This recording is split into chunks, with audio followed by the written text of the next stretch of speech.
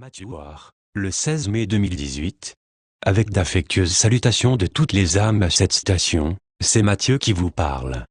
Commençons par les commentaires d'un lecteur sur un sujet qui a été abordé par plusieurs autres. Les précédentes postures de la Corée du Nord pour la paix n'ont jamais abouti à rien. Les analyses politiques que j'ai lues ne s'attendent pas à ce que cela change. J'aimerais connaître le point de vue de Mathieu à ce sujet. Les analystes déduisent l'issue probable en se référant au passé, et cela a fonctionné pendant des millénaires. Mais ce n'est plus le cas. Tous les schémas de la troisième dimension qui ont autrefois permis au peuple d'apprendre et de multiplier les expériences sont devenus obsolètes, et cela comprend l'évaluation de la situation actuelle qui se base sur le passé. Le changement qui intervient dans votre monde est porté par les ailes de vibration qui s'accélèrent, et ceci est sans précédent dans les annales de votre histoire. Les pourparlers sur la réunification de la Corée du Nord et du Sud vont aller de l'avant, bien que par à-coup, lorsque l'orgueil des personnes s'en mêle, et les familles séparées pendant des décennies seront réunies. Les processus de paix vont se mettre en œuvre progressivement dans toutes les zones de conflit. Les pays dans lesquels beaucoup de gens sont encore en train d'assimiler leurs leçons karmiques seront les retardataires de cette bataille finissante, et l'histoire sera reléguée au passé, là où est sa place. Veuillez demander à Mathieu ce que le retrait des États-Unis de l'accord multinational avec l'Iran a comme conséquence sur la sécurité dans le monde. Notre sentiment, c'est que la rhétorique menaçante de l'Iran va laisser la place à des esprits avisés dans ce pays, parce que les autres parties prenantes à l'accord le respectent et qu'en règle générale, le respect pour les États-Unis a grandement diminué. Mais si les partisans d'une ligne dure en Iran choisissent d'accélérer le développement d'armes nucléaires, cela ne mènera à rien. Étant donné que les vibrations de la planète ne cessent de s'élever, toutes les armes nucléaires seront détruites et l'énergie nucléaire sera abandonnée, car tous deux émettent de basses vibrations qui sont incompatibles avec les plans astraux vers lesquels la Terre est en train de se diriger. Ma question concerne l'astéroïde Apophis, qui est censé passer près de la Terre en 2029 et 2036. La trajectoire prévue de l'astéroïde va l'amener à entrer en collision avec la Terre. J'ai également entendu parler de multiples lignes temporelles d'éventualité. Veuillez demander à Mathieu d'aborder cette question. Nous avons déjà parlé de la même prédiction catastrophique à propos d'autres astéroïdes et des comètes, Nibiru et la planète 10. Notre réponse reste la même, et il en sera de même avec les autres prédictions fondées sur la peur, qui émergeront ici et là. Aucun corps céleste n'entrera en collision avec la Terre. La destinée de la planète est de retourner à son état original de paradis. Est-il normal que les animaux s'entretuent pour se nourrir? Cela a-t-il commencé sous l'influence des humains? Lorsqu'à l'origine les espèces animales que vous connaissez ont été amenées sur la planète par les civilisations ancestrales de la population humaine, toutes étaient herbivores et amicales les unes avec les autres, le lion et l'agneau qui symbolisaient le fort et le faible étaient allongés côte à côte. Tous les animaux et les humains cohabitaient pacifiquement et communiquaient par la télépathie. Puis, les basses vibrations envoyées par les forces des ténèbres ont permis à l'énergie de la peur d'entrer, de susciter de l'indifférence pour la vie animale dans la psychologie humaine, et ainsi de déclencher le réflexe de la prédation par l'instinct. La conscience humaine a perdu toute capacité de communiquer par la télépathie. Au fur et à mesure que la Terre et ses habitants vont continuer à évoluer, le régime alimentaire du règne animal deviendra végétarien, l'humanité honorera et traitera les âmes des animaux avec respect, et une fois de plus toutes les formes de vie pourront communiquer par la télépathie et vivre ensemble en harmonie. Ai-je bien correctement assemblé les pièces du puzzle? Vivons-nous toutes nos vies en même temps? Oui, dans le continuum elles se déroulent toutes en même temps, mais ce n'est que dans les plans vibratoires les plus élevés, que chaque personnage a conscience de tous les autres, et non simultanément. Faire l'expérience de toutes les vies des personnages au même moment équivaudrait à regarder 1000 films sur autant d'écrans, et ce serait accablant. Cependant, toutes les existences sont connues au niveau de l'âme, ce sont les informations qui sont révélées lors des séances de régression des vies antérieures, hypnose, et lors de séances effectuées par des voyants, si elles sont exactes. Et, plus vous évoluerez, et plus vous prendrez conscience de votre connexion avec d'autres personnages et des expériences que vous considérez comme du déjà-vu. J'ai lu récemment que le taux d'autisme dans les années 1980 était de 1 sur 10 000, maintenant il est de 1 sur 68. Le taux d'Alzheimer et de dégénérescence mentale semble également avoir franchi toutes les limites. Mathieu pourrait-il aborder ces problèmes? Presque tous les diagnostics sur l'autisme sont erronés. Les symptômes que présentent ces jeunes enfants sont similaires à cette affection très rare, qui est choisie lors des contrats d'âme et fait partie de l'accord familial prénatal, mais ceux-ci sont provoqués par des toxines contenues dans les vaccins, qui endommagent gravement les cellules du cerveau.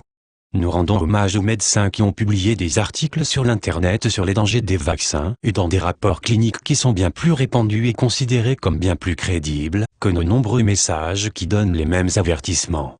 Il est en effet encourageant de constater que de plus en plus de parents suivent les conseils de ces médecins d'éviter les injections qui sont administrées habituellement aux bébés et aux enfants en bas âge. Un mot encore concernant les vaccins. Les premiers ont été élaborés avec de bonnes intentions, mais les forces des ténèbres ont constaté qu'ils étaient prévus pour éviter la maladie et qu'ils pouvaient s'en servir à la propager, et c'est ce qu'ils ont fait. Puis avec le temps, de nombreuses combinaisons de vaccins ont été élaborées expressément pour provoquer délibérément les maladies qu'ils étaient censés prévenir.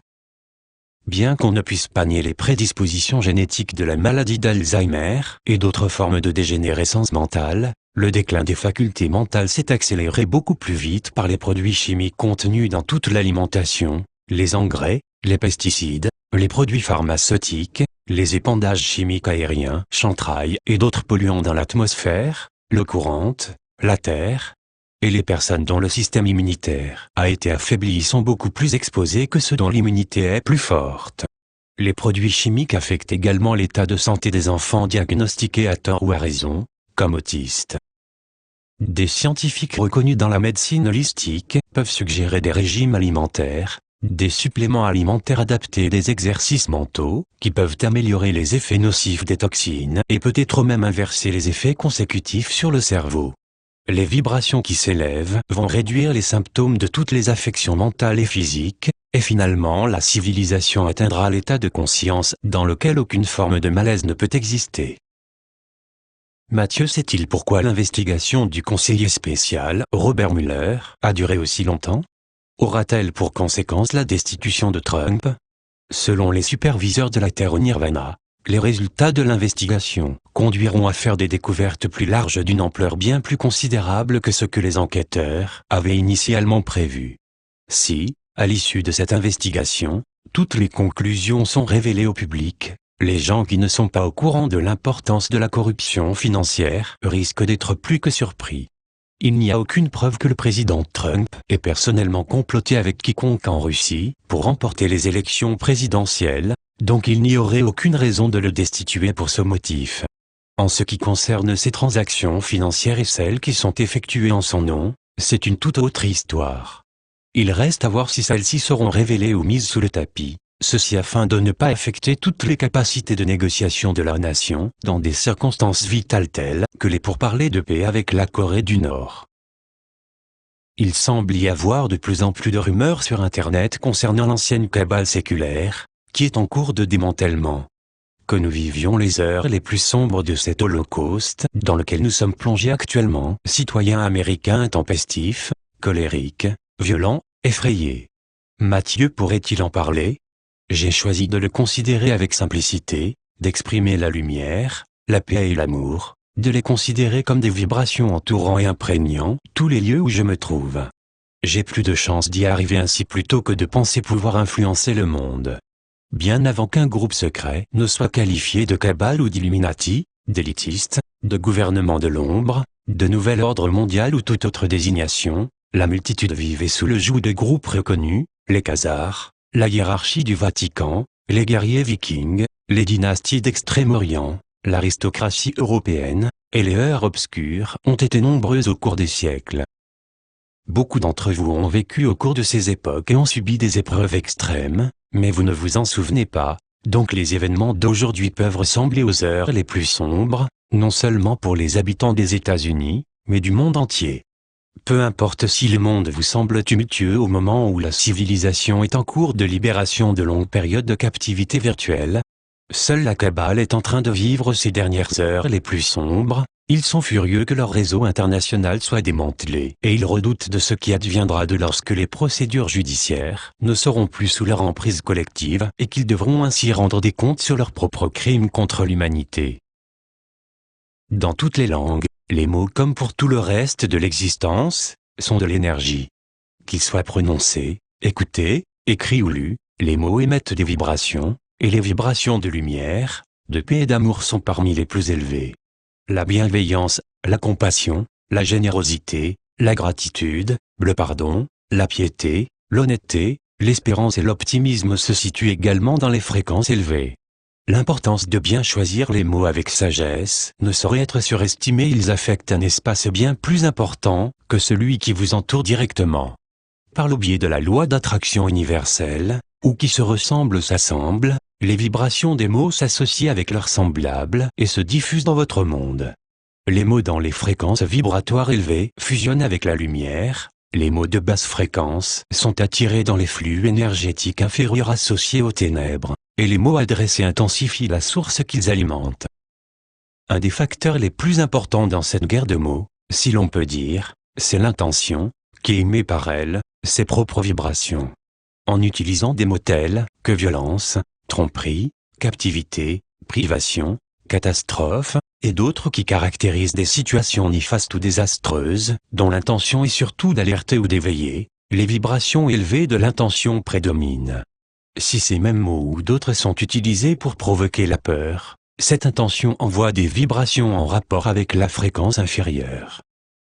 Une chère âme qui a récemment lu certaines des conversations de Dieu avec ma mère a écrit « Mathieu, j'espère que vous ne penserez pas que je suis impertinent en vous demandant pourquoi vous vous adressez toujours formellement à votre mère et que Dieu lui parle personnellement. Il me semble que cela devrait être l'inverse. Ce n'est pas du tout impertinent de le demander et je serais ravi d'y répondre, mais je pense que vous trouverez que ce que Dieu a dit à ma mère, beaucoup plus intéressant. Suzy, vous semblez différent lorsque vous vous adressez à moi que lorsque vous parlez à Céleste et à David, il semblerait que vous me parlez toujours plus franchement, comparé à eux. Pourquoi? Dieu, Suzy, ma chère petite âme, je vous parle simplement de la façon dont vous pensez parler à eux comme ils le font. Vous ne le comprenez pas, n'est-ce pas, parce que vous vous rappelez ce que Matthieu vous a dit, que la communication télépathique est un transfert d'énergie des pensées de la source vers votre esprit. Et il a raison, bien sûr, à propos de lui-même et de tous les autres qui s'adressent à vous. Mais vous et moi nous sommes un et même. Donc naturellement nous utilisons vos expressions, votre manière de penser et de parler, vos cadres de référence.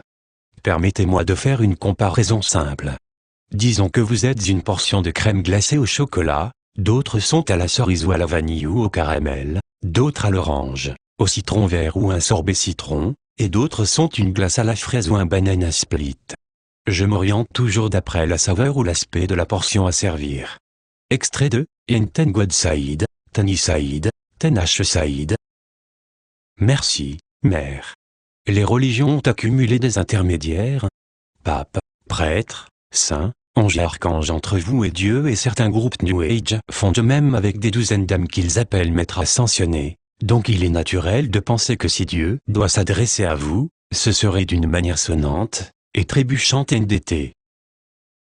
Mais à présent, dans ces messages mon ton formel est adapté, parce que je parle au nom de milliers d'âmes à cette station. Dans mes conversations quotidiennes avec ma mère, nous avons un ton habituel entre une mère affectueuse et son fils. Nous plaisantons et rions, nous parlons de notre famille, de ses chiens, et d'autres sujets qui nous intéressent tous deux, nous discutons de nos points de vue différents sur les affaires du monde, et souvent je lui rappelle de respirer profondément ou de boire davantage d'eau. Bien-aimés frères et sœurs, en tant que part inséparable de Dieu, vous n'êtes jamais seuls, jamais mal aimés, jamais sans assistance divine.